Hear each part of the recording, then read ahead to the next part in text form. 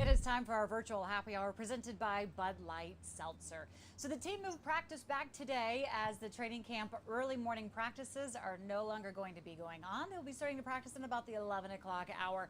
We're here with you, though, for this virtual happy hour. Joining me today is our Washington football team insider, Kyle Stackpole. And Kyle, let's start with a little bit of news, because as we're going through the transition of changing the name, that means, well, we had to change a lot of things going forward with that. And at the stadium, we now have renamed the road, that inner circle. It's going to be called Sean Taylor Road. And out here in Ashburn, where the team facility is, we're calling it Joe Gibbs Drive. So that right there is where we are starting our tab. Your thoughts on the name changes? Yeah, I really think you couldn't ask for two better members of the organization to have streets named after them, and Sean Taylor and Joe Gibbs. And like you said, it's just a part of us transitioning into this new era of Washington football. And it's really good to see them getting recognized. And it would be great to see Joe Gibbs around here soon. But other than that, it's another start of a new era. You know, I think if you're going to honor two, there's so many different legends you could honor and deserve the recognition. But nobody's going to argue against Coach Gibbs, what he's able to bring to this franchise as well. He's busy with NASCAR as he continues to win there as well. And then, of course, Sean Taylor, just a life that was lost way too soon. And there's so many people wish they could have seen him go to his full potential, and just how outstanding he would be if he would still have been able to continue to play. But it's nice to be able to see him get that recognition. And for those of you that are wondering, his locker will still remain in place, intact. Nobody is touching it. It is staying right where it is. Now, if we do talk about going forward to 2020, Kyle, well, head coach Ron Rivera finally made it official, because he said, look, it's going to be a competition, but we all kind of knew along the whole lines that it was going to be Dwayne Haskins Jr. that would have the starting job. Today, though, he has named officially the starter of QB1 going up against the Eagles. Yeah, so going into training camp, while Rivera didn't name him the starter officially, you kind of knew that's where it was headed. He was taking all the reps with the ones. He showed a lot of good things, especially later in camp, and really it was just a matter of time. We didn't know it was going to be today, but just about a half hour ago, Ron Rivera names Dwayne Haskins the starter. Like you said, well-deserved. He's done everything that the coaches have asked for him since January when Rivera first talked to him. So well-deserved for Haskins, and bring on week one. So he did. When Ron Rivera first got here, he charged him to be a leader. Haskins heard him. He stepped up, and he said that is something that he wanted to work on all facets of his game, to where he could come in and have that control of the huddle, be the leader in the locker room to his teammates. And so Haskins himself talking about the challenge. And just the start of camp, I just wanted to come in and just show how much work I put in this off season. And I'm just trying to do my best to, master the offense as much as I can on a daily basis, be a presence in the locker room that's, trustworthy, and be accountable to these coaches and these guys out there on the field with me. So I'm just trying to do that every day. I feel like I've done that pretty good so far, and I'm hoping that it pays off. He heard his coach and he stepped up, and it's still very early on in his career, just going into his second season, but we knew all along coming into this, Kyle, that it was his job to lose. But he's not back there alone as a fellow Buckeye on this team, because while he was selected in the first round last season at 15, his fellow teammate Chase Young was selected number 2 overall. When you talk about what you've seen from him, is he as advertised? He's definitely as advertised. That's the simple answer. I mean, we didn't get to see him that much early on because of that hip flexor injury, but whenever he was out there, he dominated. You saw what he did to Logan Thomas. You saw him tackle AP at the goal line. If you didn't see either of these plays, go on social media and watch them. They're worth your time. So after months of speculation about what he would be like once he steps foot onto the field in the NFL, he's definitely delivered. And, well, we're going to be able to see how he does if he can get after Carson Wentz, should Carson be out there for week 1, which is coming up September 13th pretty soon. But Chase said a very interesting comment about what happens when he gets ready for game day. Gotta go into a different zone. You put the helmet on, I'm not Chase Young anymore. I turn into something different. So that's how I have to think about it. When you're on the bus, you just locked in. You focus. You're thinking about I think about stuff I need to do, stay low, get off the ball, use my hands. Big first step, just little tips that I just keep on my mind. So, that first play and, going into the game, that's some things that I do. Kyle, he is so impressive to see in person. And I know we kind of get really spoiled because we have the opportunity to watch him out here on the practice field. We were both at FedEx Field for their practice the other day. We got to see him in person, and it's not fair that fans won't be able to get to see him. But boy, it was good to see him at what is going to be our home turf. Yeah, it was really great to see him, especially because he grew up in this area. His house is about 12 minutes from FedEx Field. So just seeing him on that field, I know he was in the practice jersey, but still him performing on that field. And we're less than 2 weeks away when he's going to be able to do this for real. And if I was opposing quarterbacks, that quote makes me pretty scared because I don't want him coming at me every single game. So it's going to be so exciting to watch, and fans will finally get to see September 13th. He is coming, folks, the Predator, to a field soon near you. All right, so we have started a tab. When we come back, we're going to see what is on tap. And, well, you know, there's a lot of hype around certain players. And you're going to tell us, Kyle, which players you are believing all the hype on. Stay with us here as our virtual happy hour presented by Bud Light Seltzer is up and running. Take me out to the ball game. Take me out to the couch. Baseball or football or racquetball. We don't mind, we'll watch any at all. 'Cause it's root for the home team. No way, we don't really care. Oh, no, I care. 'Cause sports are finally back and there's a Bud Light there. A moment of joy, a source of inspiration, an act of kindness, an old friend, a new beginning, some welcome relief, or a cause for celebration.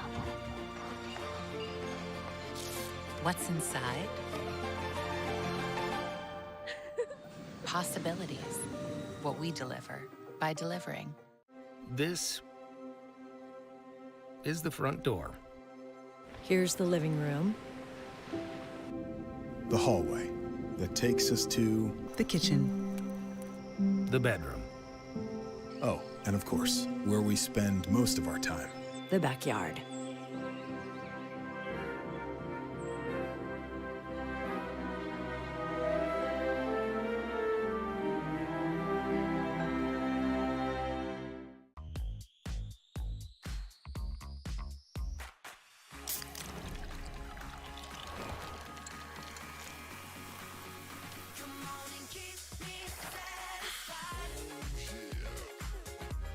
NFL Network has training camp coverage from around the league. It is never about them. It's about what we do.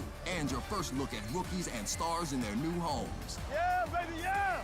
Inside Training Camp Live continues tomorrow at 1 on NFL Network.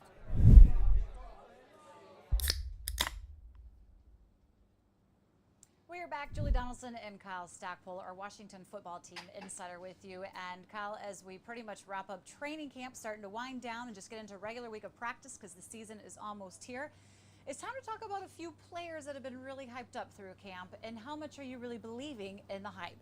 So Kyle, here is what's on tap. And we're going to start with Troy Apke.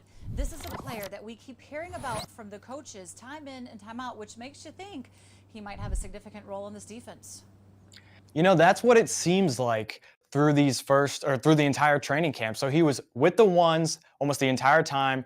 He made a bunch of plays, especially late. It seemed like he got to the ball just in time, broke up a couple passes. But if I can quote Lee Corso, not so fast, my friend. There's been no preseason, so you haven't really seen him in a game with Landon Collins. And he hasn't been a full-time starter yet. So I like his skill set. I think the coaches like his skill set. And I think he will work good with Landon Collins. It seems like their communication is really on point. But we need to see it first before we can anoint him the long-term starter.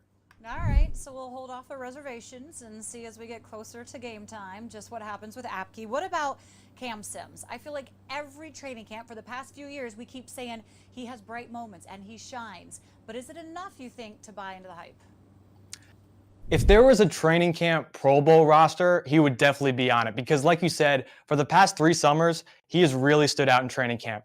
But since he entered the NFL in 2018, he's caught 2 passes for 27 yards in 8 games. And that's just not enough to validate the hype, even if he's performed well in training camp. So I think he has the skill set. He's a big physical receiver. He's made a bunch of catches to whoever's been throwing him the ball during training camp. Let's see what he can do when the lights come on in the regular season. And if he can emerge, that's really going to help the offense. Jimmy Moreland, he is on everybody's radar as somebody that was coming up from a small school, had a knack for the ball, and yet he could still potentially have a bigger role with a whole bunch of more interceptions because he didn't really have any last season, but he's capable of them. You buying the hype? I am definitely buying the hype. I am all in on the people's corner. Landon Collins said last year he should have had 7 interceptions. He just didn't trust himself. He didn't play with enough aggressiveness. And he's really shown in training camp. He's been all around the ball, a bunch of pass breakups. He had an interception on Dwayne Haskins. And I think in Jack Del Rio's defense, which really allows corners to be aggressive and make plays, he's going to take advantage of it. He might even lead the team in interceptions this year. All right, I wouldn't put it past him. And again, every teammate that talks about him says the exact same thing, that his time is coming to pull those down and get those sexy numbers. How about Antonio Gibson, the rookie? You don't know if he's going to run, if he's going to run receiving routes, but you do know he's going to be used in Scott Turner's offense.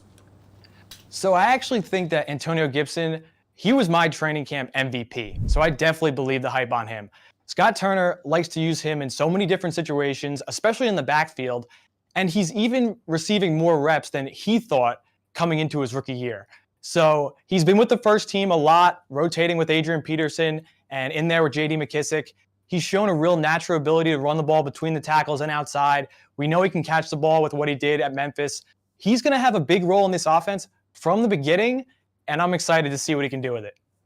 He's going to be electrifying, and he may not be the absolute best running back on the roster right now, but before the season's over, he will be. I am certain of that should he stay out there. Wow, okay. Dwayne Haskins Jr. Look, there's been so much talk about how he went in last season, not knowing when he would get his time to come, and this season pretty much knowing that it was his team to lose.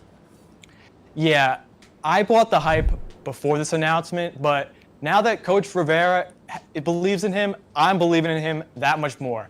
I know he's going to make some mistakes. There were some throws in training camps that resulted in interceptions, but I think he's really matured. He's really grown. He's shown that leadership, and he's going to be able to take this offense to wherever it wants to go with the pieces around him. So I'm on the hype train for Dwayne Haskins. You guys hop on. I also love that you talk about the celebrations that he has with everybody. He's got it with everybody from offense to defense, the D-line. He's like, look, everyone that makes the play deserves to be acknowledged. They're one of his teammates. He engages with them. So we will see as Haskins will take the field as the #1 quarterback when the season opens against the Eagles. When we come back here, now that our tab is started, we're going to be cheersing. And this time, today, we're cheersing to Dustin Hopkins. Wait till you hear where he is on the all-time points list. Our new home. There's so much space. We have a guest room now. But we have ants. You're slouching again, Ted. Expired. Expired. Expired. Thanks, Aunt Bonnie. It's a lot of house. I hope you can keep it clean. At least Geico makes bundling our home and car insurance easy. Which helps us save a lot of money. Oh, Teddy, did you get my friend request? I'll have to check. Aunt Joni's here. For bundling made easy, go to geico.com. Take me out to the ball game. Take me out to the couch. Baseball or football or racquetball. We don't mind, we'll watch any at all. 'Cause it's root for the home team. No way, we don't really care. Oh, no, I care. 'Cause sports are finally back and there's a Bud Light there.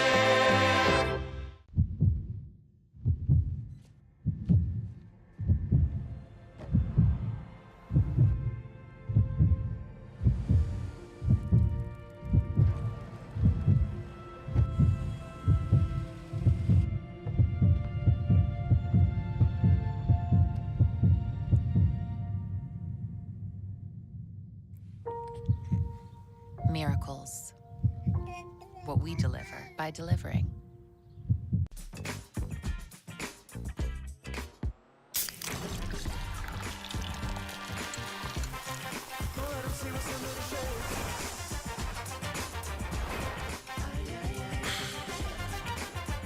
NFL Network has training camp coverage from around the league. And it's never about them. It's about what we do. And your first look at rookies and stars in their new homes. Yeah, baby, yeah! Inside Training Camp Live continues tomorrow at 1 on NFL Network. We're back on our virtual happy hour presented by Bud Light Seltzer, and it is time for Cheers to That. Today we're talking to Dustin Hopkins. He is entering his 7th season coming out of Florida State. I went to UF. That's important when we get through this conversation. But he has scored 511 career points. That passes John Riggins on the all-time franchise list here for the Washington football team with 124 field goals made. Yeah, he's pretty darn accurate. And well, so is this interview. Guys on the team joining me now. Dustin, we are just a few weeks away from the season. No preseason, but does that really matter for you at all or no? You know, it's nice to get out there and have played a game, but I feel like I might feel differently about it if it was my first year. But after playing a couple, years now, it is, I don't think it's as vital. So I'm just excited to get out there and play, period. I know we've been talking for quite a while on how you're just always cool, calm, and collective going through here. Oh, there you are. See, I said the room's clear. Now I can let loose a little bit, Well, okay. Well, why don't we go to COVID? It's such an unusual time. Right. You guys have places you can and can't go. Are you even next to your buddies in the locker room anymore with the special teams? Kind of. They had to move me from my normal spot, but it's not too far away. So I feel for the guys that they had to move into the bubble that we have here at the park. And it's, a long walk to get back in the building and stuff. So I was just glad to stay in the locker room. That's what I told our equipment staff. I was like, guys, I just appreciate you, letting me stay. But there's plastic dividers in the locker room now. Like, I feel like I'm at a bank telling, like a bank teller every time I'm talking to a friend through some glass, And there's no ping pong table. Is this like a major letdown for you guys? Because I know between you, Tress, and Nick, you guys would crush that ping pong game. I know. And I appreciate you saying that, but I'd be lying if a little part of me wasn't disappointed. But at the same time, if it's like, hey, would you rather win games or play ping pong? Then I'm gonna say win games. So if that's what it takes, then I'm on board. But I know, there's some guys. I know Kendall Fuller, when he finally got back, when he had left, we had the ping pong table. So he came back and he was saying he wanted to take us on, which I think is a bad move on his part, but that's another deal. So I think, yeah, that's right. He was a little disappointed too, but no, it's fine. We'll find ways to come together doing something else. So it's not there because that was one of the things head coach Ron Rivera pulled out. He said he wants you to be where your feet are, and when you're here with your guys in the locker room, he wants you to be present. What has it been like though with Ron Rivera taking over? I've just been, I said this to somebody yesterday as well, I've just been really impressed with his ability to, let me backtrack. Sometimes I've been with coaches where they have a hard time relating to you at a personal level, but then at a team level, they do an excellent job of keeping authority and communicating a message effectively. And I've had the flip where they're really good at, interpersonal relationships, but then when they go to communicate with the team, it's like, So what's been really cool with what he's done is his ability to go back and forth between the two. Just be a guy, have a conversation with you, but also keep that authority, keep that, message when speaking to the team. And having a guy that played in the league X amount of years and had success coaching and still is having success coaching. There's just a lot of respect that already is built into, I think, how players view him. And the way he's and another piece is how he's handled so many different situations thrown at him, and his ability to try to stay ahead of it and promote an accurate and positive message in the midst of, some hard things to deal with. I don't know that there's many head coaches that come in and are charged with turning around a team, COVID coming in, having the challenge of trying to meet their players, the team name changing, which just doesn't happen. Right. All the issues that are going on in the world with social injustice he has to shoulder, and then his cancer treatment coming in. But he still has a very steady leadership, and I know he has the respect of the players throughout all of this and the broad shoulders to go forward. It's a really new staff for everybody to get to know, but for you guys on special teams, Nate Kazar, he carries over, along with Randy Jordan, the only ones that did. How important is it to you that you have that consistency there? Oh, Coach Katz is great. He does a good job of getting everybody on the same page, emphasizing the importance of special teams, you know, kind of the stepchild of the three phases, if you will. Never. So, say again? Never a stepchild. Come on. No. But no, having that consistency there after, you know, what I would consider to be a good special teams year last year, even in the scope of not a successful season, trying to bring that in and carry over and help hopefully, you know, build a successful culture. And then consistency, I know with Nate still being here, Coach Kessler still being here, there's a personnel consistency there for us, but at the same time, backtracking to Coach Rivera, his consistency in the manner in which he handles situations, adversity, players, that's another piece that I forgot to bring up of just, it's easy to work with and for people that are consistent across the board. And he definitely is that. He's not hot and cold with, I don't know, from day to day. He's very consistent, which is, it's nice working under somebody like that. If I'm to talk about consistency following up to that, you yourself are pretty darn consistent. You don't really miss. And you actually moved into 4th place on the franchise all-team career list, scoring more points than passing John Riggins. You're just 29 shy of Charlie Taylor. Like, do you pay attention to this? When I first heard that, I'm like, how is this possible? But are you? Oh, don't be so surprised, Julie, okay? Sorry. Golly. No, I'm just kidding. I'm kidding. I was like, wait, when I was looking at my notes, it said, am I reading this wrong? Congrats. What does it mean to you? I appreciate that. Now, honestly, this is the first I've heard. I'm not too concerned about it. I just kind of try to view it. If I handle my day-to-day business as good as I can, the rest will kind of fall into place, take care of itself.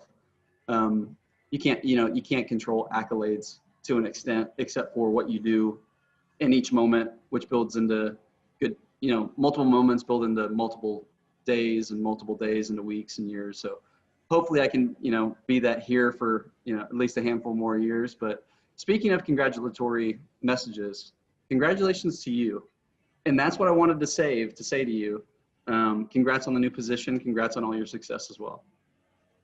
Thank you. It's been a lot of fun. I wish I could see you guys in person, but I do appreciate when anybody hollers up to me as you're going out to the field. Congratulations. I know it's very genuine from you guys, and I genuinely really like every guy in the locker room. So this is a fun, easy job to do. I just wish we had a little bit more access, but COVID has us doing this. Again, you're not too far away, but we appreciate you taking the time out here to chat with me. So appreciate that. Speaking of which, though, if this didn't come up, I kind of think I might have had a shot at actually joining and being a part of the team. I mean, you remember last year I was your place kicker or your holder. Yeah, hey, the more you can do is a phrase that's thrown around a lot in the NFL. Just the more skills you can bring to the table, and you would definitely fit right in. You can hold, you can broadcast, you could do both simultaneously during the game. You got it covered. I just have to run up and down the stairs, but I probably would stick away from the wedges going forward. Oh, yeah. You got it. No wedges. That's the deal. Trust Way, I'm coming for his job, should he ever for some reason not be able to go out there. He already told me he was worried. Yeah, he should be. I'm not messing around. You talk about not messing around as well. We watched some video that your wife posted, and you're kicking the ball around in the house, and it goes straight to her face. Oh, yeah. Too accurate? Oh gosh. Yeah. Tress and Nick give me a hard time because I'll try to just tap a football to them, pass it from 5 yards away or whatever. And they joke around that I don't have very good touch. It's just one speed, I guess, even when I'm trying not to hit it that hard. And we're messing around the video you're talking about. And we're trying to juggle a toy soccer ball, like a foam pool toy. So it's pretty soft. That's one thing I want to say if somebody sees that video. It's soft. Even not saying it didn't hurt, but it was soft. And I thought to myself, I'll just hit it real soft, kind of at her, just to be fun or whatever. And I hit it, and it hit her right in the face. And I don't think I'll ever hear the end of that. So she'll always have that, hanging over my head. I was about to say, what do you have to do to make up for that? I don't know if there's any coming back from that. You can't come back from that, Julie. But I'll spend a lifetime trying. Hanging it overhead, you also during quarantine posted this picture of you hanging upside down like Spider-Man. Is this part of the workout routine, or are you just goofing off? You know, I try to let my decompress my back a little bit doing that. So it has a purpose. I wasn't just messing around, but yeah, that's why. Kind of let my hips and lower back kind of separate a little bit, and then I guess an unorthodox way. But whatever you got to do, I try to just find ways to stay ahead of the game. Doesn't always work, but sometimes I haven't tried that, but maybe I'll put on my list of things to do. There you go. You're coming up in a contract year. I know you said you'd like to stay here. Is there like extra added pressure for that at all with you, or do you approach the game any differently or the season any differently? I'd say it's the same as kind of what I had said about records. Is like, ultimately I can't control what the contract ends up being or what it will be, and to me, worrying about it doesn't add a minute to my life, or it's if anything, it detracts from being in the moment. And so that's where I try to stay, is just do the best I can where I'm at, and the rest will sort itself out. So like you said, I've loved being here and I would love to stay, but ultimately sometimes stuff isn't in your control. So all things considered, hopefully I have a great year and the team has a great year and I can stay, sign back on, enjoy hanging with the staff and my teammates again, but hanging with you in moments like this. Hopefully, COVID will be done and we can be in the same room instead of separated by I think a wall or two here. And yeah, so that's the hope. What is it going to be like for you when you go out there and there's not going to be any fans? I guess being out there for the stadium kind of walk through practice the other day kind of put in perspective of a little foretaste of what it's going to be like. And it's odd, it's different, especially with kind of fake now crowd noise being pumped in and getting used to what that's going to be like. Do you know, actually, speaking of, Julie, you might know, and maybe this will help other people because I don't know the rules. I had heard a couple conflicting things. When you push play on the crowd noise, I've heard that a team can't turn it off till the end of the game, or can you turn it on during offense and off during, or excuse me, if you're at home, on during defense and off when you're on offense? I'm not sure, but I do know when you go to play against the Eagles, it will actually be a combination of the last time you played the Eagles. So it will be crowd noise from an Eagles game specifically. And the same for the Giants, noise from the Giants game specifically, which I think is pretty wild. What about is ours doing that? Are we doing that? Yeah. Nope, that's how it's going to cool. go. Yeah, all right. Pretty interesting, right? I'm learning. Look, it's a very unusual season. We're glad that you just stay in the moment because we need you to, especially if you're going to pass, keep moving up that all-time points. Yeah, don't tell me anymore. All right. Congratulations. Glad to see you and have you around here. And of course, since, if Tress ever can't be out there, I got you. I'll hold that for you. And then I have to leave you with this, though. I know. I was willing to put all of the Florida State and UF stuff aside to congratulate you. And now you got me second guessing, Julie. What are we doing here? Come on. Fair enough. All right. Thanks, Tom. All right, Julie. Thank you.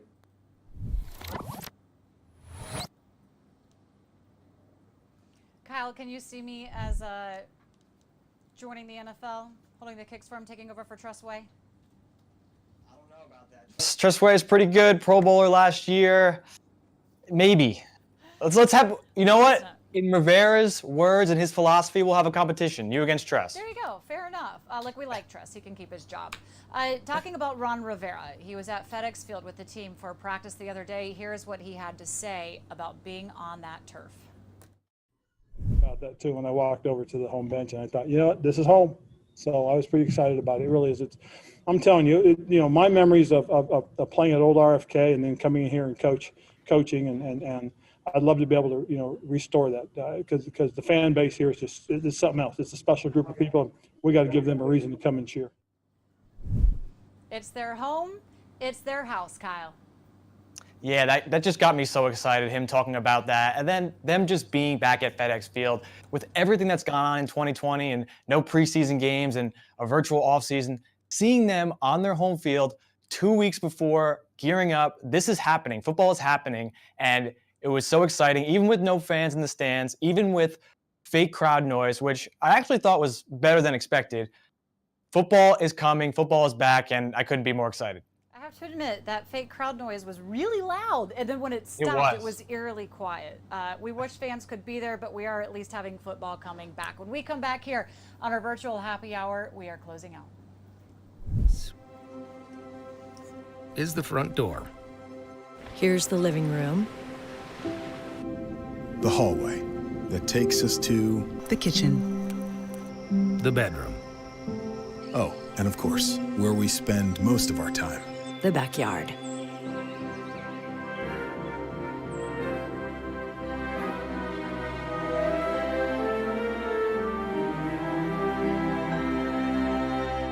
Gene, did you know Geico is now offering an extra 15% credit on car and motorcycle policies? That's great. That's 15% on top of what Geico could already save you. So what are you waiting for? John Stamos to knit you a scarf?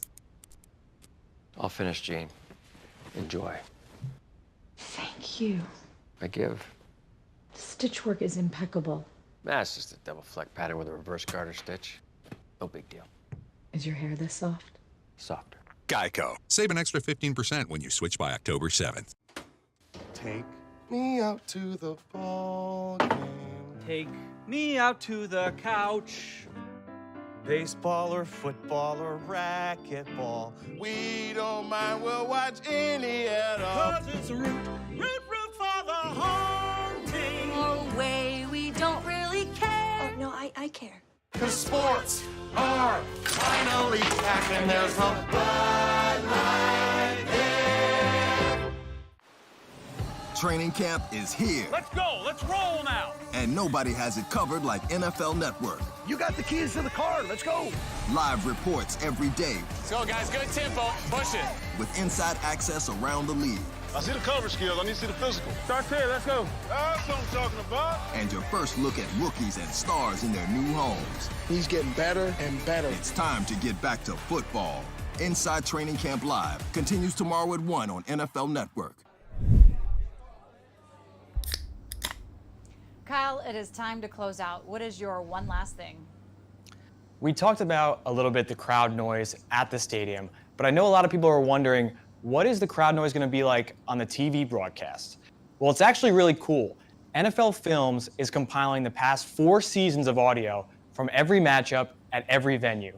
So for Washington against Philadelphia, week 1 at FedEx Field, it'll have audio from their past 4 matchups at FedEx Field. If you remember last year, Dwayne Haskins hit Terry McLaurin for a 75-yard touchdown. That noise and those fans cheering during that play could be used this year, week 1, if Terry finds the end zone. Yeah, we just did a rehearsal with that game and that play, so we'll see if it gets recreated as we do get closer to the beginning of the 2020 season starting. Thanks to everybody for joining us for our virtual happy hour presented by Bud Light Seltzer. For Kyle Stackpole, I'm Julie Donaldson. We'll see you tomorrow, everyone.